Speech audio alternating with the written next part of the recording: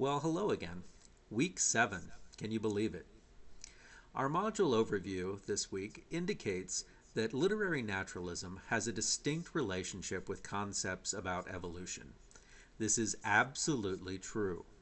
However, it would be amiss to define naturalism exclusively through this relationship, or to think that naturalism is the sole movement in the 19th century to take Darwinian concepts into consideration.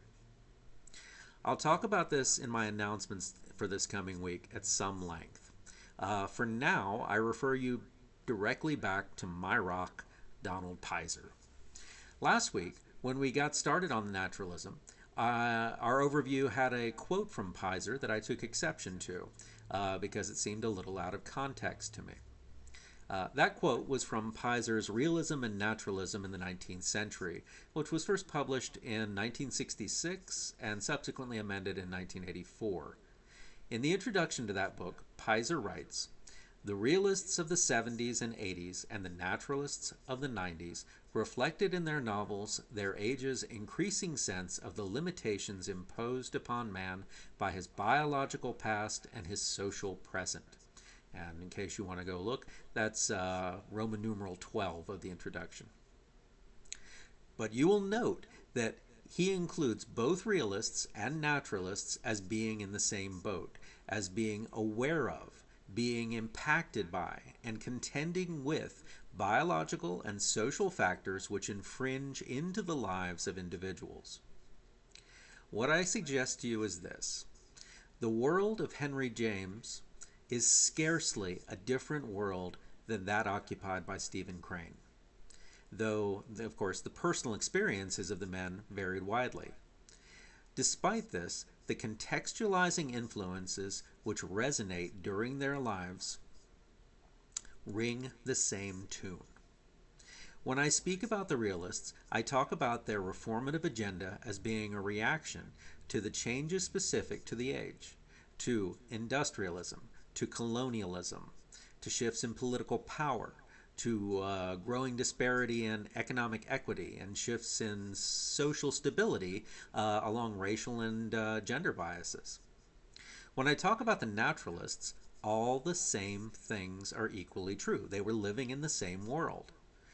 The only addition to make is that since the naturalists developed during the heyday of realism, they come a little bit after, so the naturalists also get to react to what they perceive as the failure of the realists, using this criticism to fuel and shape their own efforts.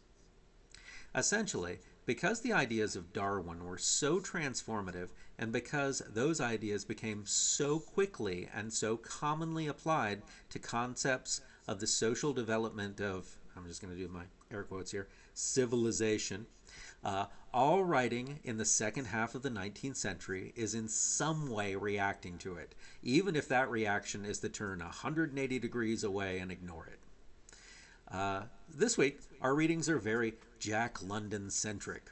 For the teachers among us, London's texts often make an excellent in for young readers to begin grasping at the ideas embodied by naturalists.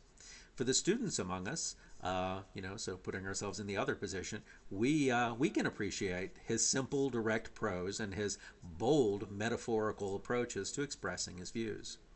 We have 2 workshops in store, one which asks us to think about social Darwinism in relation to the work, or in relation to the texts, and one which extends such Darwinism in the direction which gives it such a bad name historically, when that is racism.